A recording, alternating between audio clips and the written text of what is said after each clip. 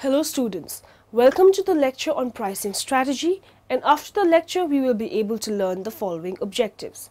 Define the concept of pricing, understand the pricing strategies and its types, understand the pricing objectives, describe the pricing methods, explain the factors affecting pricing. Let's start with a brief introduction to pricing strategies. One of the four major elements of the marketing mix is price. Pricing is an important strategic issue because it is related to product positioning. Furthermore, pricing affects other marketing mix elements such as product features, channel decisions, and promotion. While there is no single recipe to determine pricing, the following is a general sequence of steps that might be followed for developing the pricing of a new product. Develop market strategy. Make market mix decision. Estimate the demand curve, calculate cost, understand environmental factor, set pricing objectives, determining pricing. Let's discuss the concept of pricing. One important aspect of purchasing power parity (PPP) doctrine is its espousal of law of one price, that is, assuming one-way transport cost and tariffs. A HMT watch will be priced the same whether it is sold either in Mumbai or New York. But in the literature of international finance, two stylized facts are prominently mentioned. First, real exchange rate movements are seen to be very persistent at the aggregate level of the economy. Second, individual prices of traded commodities tend to be sticky in terms of local currency at the micro level. Engel has compared the relative prices of different commodities within the same country versus relative price of the same commodity across different countries, and he has reached the conclusion that the former measure is less variable in all but a few cases such as primary commodities and energy. Also, Engel finds that the second relative price tends to be more volatile in nature, and this proves that local prices in a given market remain comparatively stable. The open economy models of the Keynesian tradition incorporate price stickiness and thus explain the overshooting of the exchange rate. But Keynesians often do not discuss the price stickiness at the buyer's end, that is, in the currency of their destination. The price stickiness at the seller's end is discussed. The law of one price coming from the standard PPP theory cannot explain the degree of persistence that is observed in real exchange rate series. It is seen that real and nominal exchange rates move together both in the short and in the long run. The law of one price derived from PPP is used to explain the spatial arbitrage as nets of tariff and transport cost. The price of a traded commodity should be the same bought anywhere in the world. The law of one price has been subject to modifications, and one such is pricing to market (PTM). The latter allows corresponding prices to diverge across markets, favoring market segmentations, and thus it negates spatial arbitrage. Thus, across the country's economic barriers and structural rigidities persist, which makes the law of one price non-functional. Thus, when the US dollar had been appreciating in the early 1980s, Dornbusch observes export prices change little relative to domestic prices, even though there is no clear pattern of decline in all industries. By contrast, most import prices decline in terms of domestic goods, but the order of magnitude of the decline in import prices remains relatively small compared to the change in relative unit labor cost. With the change in unit labor costs of more than 40%, the decline in the relative price is in most cases less than 20%. This is not at all out of line with the theory once some degree of pricing to the American market is taken into account. When we allow the producers to price discriminate between local and foreign markets in the framework of the monetary model, it is possible to examine exchange rate pass-through and price to market behavior under the assumptions of market segmentation and relative price dynamics under nominal rigidities. In this framework, the structure of trade can be incorporated, and then it becomes possible to examine the cross-sectional implications of intersectorial versus intra-industry trade for microeconomic adjustment. We shall now talk about the pricing strategies. The only time when price setting is not a problem is when we are a price taker and has to set prices at the going rate or else sell nothing at all. This normally occurs under near-perfect market conditions, where products are almost identical. More usually, pricing decisions are among the most difficult that a business has to make. In considering these decisions, it is important to distinguish between pricing strategy and tactics. Strategy is concerned with setting prices for the first time, either for a new product or for an existing product in a new market. Tactics are about changing prices. Changes can be either self-initiated to improve profitability or as a means of promotion or in response to outside change, that is in cost or the prices of a competitor. Pricing strategy should be an integral part of the market positioning decision, which in turn depends to a great extent on overall business development strategy and marketing plans. Companies usually do not set a single price, but rather a pricing structure that reflects variations in geographical demand and cost, market segment requirements, purchase timing, order levels, delivery frequency, guarantees, service contracts, and other factors. As a result of discounts, allowances, and promotional support, a company rarely realizes the same profit from each unit of a product that it sells. Promotional pricing. Companies can use several pricing techniques to stimulate early purchase. Loss leader pricing. Supermarkets and departmental stores often drop the price on well-known brands to stimulate additional store traffic. This pays if the revenue on the additional sales compensates for the lower margins on the boss leader items. Manufacturers of loss leader brands typically object because this practice can dilute the brand image and bring complaints from retailers who charge the list price. Manufacturers have tried to restrain intermediaries from loss leader pricing through lobbying for retail price maintenance laws, but these laws have been revoked. Special event pricing. Sellers will establish special prices in certain seasons to draw in more customers. Cash rebates. Auto companies and other consumer goods companies offer cash rebates to encourage purchase of the manufacturer's products within a specified time period. Rebates can help clear inventories without cutting the stated list price. Low interest financing. Instead of cutting its price, the company can offer customers low interest financing. Automakers have even announced no interest financing to attract customers. Longer payment terms. Sellers, especially mortgage banks and auto companies, stretch loans over longer periods and thus lower the monthly payments. Consumers often worry less about the cost, that is, the interest rate of a loan, and more about whether they can afford the monthly payment. Did you know? The PPP exchange rate calculation is controversial because of the difficulties of finding comparable baskets of goods to compare purchasing power across countries. Let's now discuss the types of pricing strategy. A pricing strategy is more than the selection of an introductory price for a product or service. It is a roadmap that offers direction for making pricing decisions throughout the life of the brand. Ideally, pricing strategy should take into account consumer demand, competitive positioning, promotion strategy, the firm's revenue and profit goals, and the cost of production. There are three basic approaches to pricing strategy: price skimming, penetration pricing, status quo pricing. Price skimming. In price skimming, a product's price is set to exceed the price of most competitive brands and will generally reflect the highest level the market will bear. It is most often chosen when the product is new or when it offers features or benefits perceived as unique in the marketplace. Price skimming is frequently used by firms introducing innovative technologies.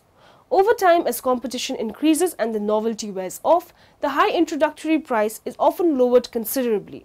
This approach has been common in the computer and cell phone industries. Penetration pricing. This approach is the opposite of price skimming. The idea is to achieve deep market penetration by setting the product's price as low as possible, generally lower than comparable brands. Because penetration pricing means lower profits per unit, it is normally used in conjunction with a marketing strategy that is designed to quickly build high sales, volume, and market share. It can also be effective in discouraging competition, at least in the short term. Status quo pricing. Status quo pricing aims to match or closely approximate the price charged by major competitors. It is frequently used by retailers offering essentially the same product array as other nearby stores. For a small firm with a product that is neither new nor unique, status quo pricing is a low-risk option. Moving on further, let's discuss the pricing objectives and the strategies. The task of the marketing manager is to decide the objectives of pricing before he determines the price itself. Pricing objectives provide guidance to decision makers in formulating price policies, planning pricing strategies, and setting actual prices. The most important objective of the companies is to have maximum profits. Pricing objectives. It is necessary that the marketing manager decide the objective of pricing before actually setting price. According to experts, pricing objectives are the overall goals that describe the role of the piece of the price in organization long-range plans. The objectives help the marketing manager as guidelines to develop marketing strategies. The following are the important pricing objectives: market penetration, market skimming, target rate of return, price stabilization, meet of fellow competition, market share, profits maximization, cash flow, product line promotion, survival market penetration. Objective. In the initial stages of entering the market, the entrepreneurs may set a relatively low price. This is mainly to secure a large share of the market. In a highly price-sensitive market, the businessman may continue to sell his products even without profit. He is interested in growth rather than in making a profit. In the market penetration objective, the unit cost of production and distribution will decrease when the volume of sales attain a particular target. Market skimming objective. Market skimming means utilizing the opportunities in the market to reap the benefits of high sales, increased profits, and low unit costs. Some of the entrepreneurs study the buyer's needs and try to provide the suitable goods but charge them high prices. This objective is realized in those markets where the magnitude of competition is very low. The entrepreneurs in this situation make profits over a short period. The market skimming objective would not be meaningful but when the consumer refuses to purchase the goods at the prices fixed by the producers. Target rate of return objective. Rate of return is normally measured in relation to investment and sales. The producers enjoying some protection may prefer to earn a target rate on investment. This would be possible where the entrepreneur enjoys a franchise or a monopolistic situation. But in the long run, every businessman attempts to secure an adequate return on investment through price setting. The quality of the product is interpreted by consumers according to the level of the item's price. Consumers are sometimes shy away from purchasing a product when no printed price schedule is available. Emphasis on monthly costs of purchasing an expensive item often result in greater sales than a total selling price. Most buyer expects to pay even-numbered prices for prestigious items and odd-numbered prices on commonly available goods. The greater the number of meaningful customer benefits the seller about a given product, the less the price resistance. Some of these pricing strategies are penetration pricing, from increased sales, optional pricing, maximize its turnover, premium pricing, high price set, competition pricing, lower same or higher price, value pricing, final pricing decision, bundle pricing, group of products to reduce price, skimming pricing, initial high price then lowers to make product available to a wider market. Pricing is important in marketing shares, helps the market brands to make more money, and it helps business can improve the price of their products.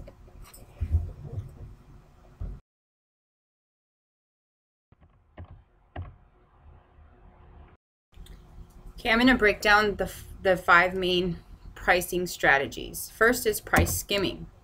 Price skimming is used in the introductory stage of a product to initially set a high price in order to recover production and advertising costs.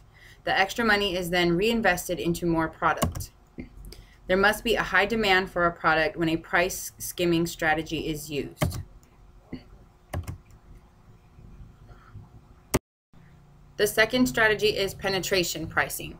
This strategy sets the prices below competitors' prices. It allows quick gains in the market share and is used in the introductory stage of the product. The next one is consumer pricing. It's a strategy used during the growth stage of the product. A combination of penetration and competitive pricing is used. The outcome also depends on the number of potential competitors and the size of the total market. The next one is demand-oriented pricing. It's a flexible strategy that bases pricing decisions on the demand level of the product. It is used in the maturity stage of the product's development. Sales decline and consumers are price sensitive at this stage. The last strategy is loss leader pricing. It's used in the decline stage of the product, and the product's prices are below cost to attract customers. Low prices are used to bring in customers.